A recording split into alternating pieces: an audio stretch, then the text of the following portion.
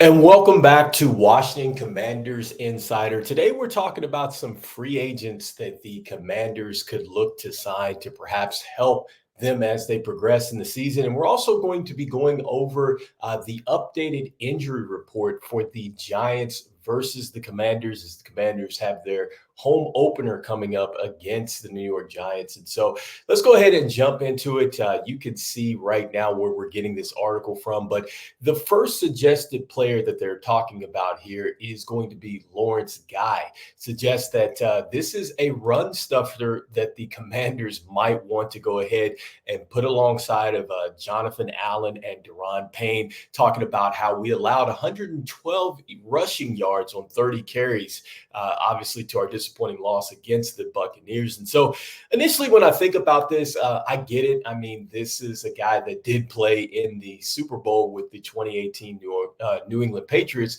But I don't necessarily think that stopping the run is going to be the issue for the Washington Commanders. I've said this a couple times on the channel. I feel like the bottom line is they've got to get tighter in the secondary, because the secondary is really where it's at. They've been giving up some chunk plays. And when you look at it too, I talked about this as well, and this was something that was on Locked On Commanders, that podcast. When the Commanders went and played a bit of a zone, they actually were able to clamp down on the run a little bit better than they were when they were just playing man coverage and things like that. So I think that they could probably play some coverages that would allow them to be in position to go ahead and swarm on ball carriers. And I think that they did a terrific job against one of the Tampa Bay Buccaneers running backs. Bucky Irvin did get off there. So I think that, I'm going to take this as a week one. They just got the best of us there in week one on the ground. But I don't think that the front line or even the middle line, the middle linebacking crew for the Commanders is going to be the weak point on this football team. Now, next, they do talk about another interesting free agent here, and Donovan Smith. And they talk about Donovan Smith because he has helped protect Tom Brady and Patrick Mahomes during their Super Bowl victories for the Buccaneers and the Kansas City Chiefs. That's pretty huge, especially when we're talking about a rookie quarterback that we have out here. Obviously, they're saying that this would be an upgrade over Cornelius Lucas on the left side. And then also, too, we do have our rookie third rounder that is a little bit banged up with a shoulder. We're going to talk about that here in a little bit with Brandon Coleman. I like this, and also, too, this would give some support to Andrew Wiley on that front line. I don't think that necessarily the front line was that bad in week one. In fact, we had given up 2 sacks in this particular game. But I think that the bottom line for me is that, can an addition to the front line open up some running lanes? Like, I think that that's probably the biggest thing that I would take away from week one.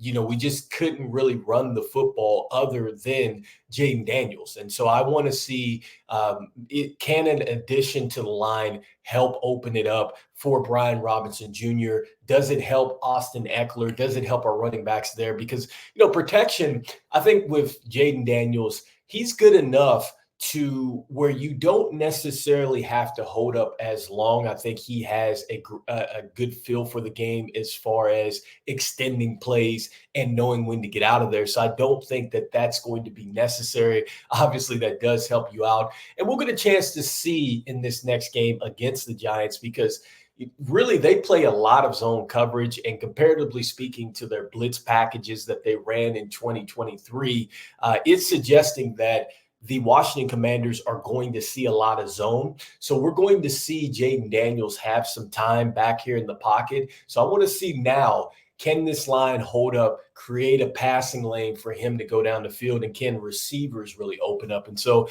I think that Donovan Smith is interesting, but still not necessarily a signing that I will go with. And so I took it a step further and I looked at the 2024 NFL free agency tracker. I think some of these names are still out there, but I've talked about the cornerback position. And I think a player like Xavier Howard would be a terrific fit for us. I think this is a player that could come in, for sure play some man coverage. That's something that Dan Quinn would like to get into on that back half. And also, too, I think this is another corner that has that experience that also could play some zone as well. Another player that I would be interested in taking a look at would be Patrick Peterson. I think that he's a player that I would absolutely want to see if he could perhaps provide some secondary help to Benjamin St. Juste back there. And so I want to see what he could do. And also, too, J.C. Jackson is another player that I would like to see the Washington Commanders maybe perhaps work out. Also on this list, you have Desmond King. He was pretty good a couple seasons back. And then also, too, Eli Apple, who actually played with the Giants and then also too with the Bengals as well. He's still out there. And if we were looking for some additional safety help, you still got Micah Hyde out here and J-Ron Curse. Those are a couple players that are definitely of some interest for us, and Adrian Phillips. And so I think that there's some secondary help that certainly could fit in with Dan Quinn and the situation that the Washington Commanders are going to play defensively. So those are some free agents that I think the Commanders should absolutely take a look at if we are looking to add to our football team.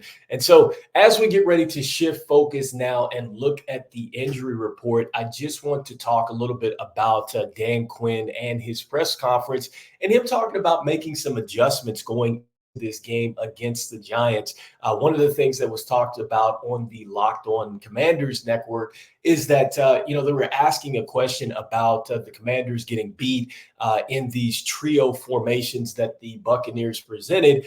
And would there be adjustments moving into this Giants game? And so I thought I would want to bring this to the video.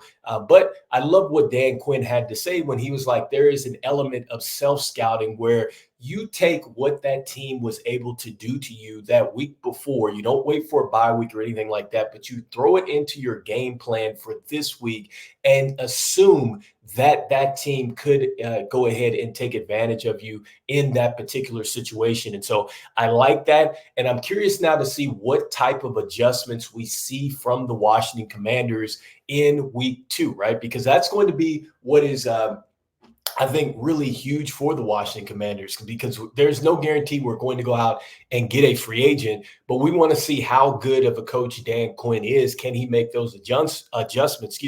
And that's something that we didn't necessarily get in the last coaching staff that we had with the Washington Commanders. And so with that being said, I'm going to jump into the injury report. Right now, we know that Emmanuel Forbes is going to be out. He's going to be on the IR. He's torn a ligament in his thumb, essentially. Some upgrades and some optimistics. We got Brandon Coleman. I talked about him with the banged up shoulder. He was a full participant in practice. We had Brian Robinson Jr., who was on the injury report for a knee injury. And then Trent Scott, he is going to be coming back to us as well, full practice. Some questionable tags are out there on a couple of players. Newton, defensive tackle there, he's questionable, limited in practice. We had Quan Martin as well, limited practice, safety. So those are a couple players to maybe take a look at and keep your eye on as we move to game day on Sunday. But with the Giants, I think the biggest situation for them is that they have Darius Slayton, who is a concussion. He's a full practice. He's back out there.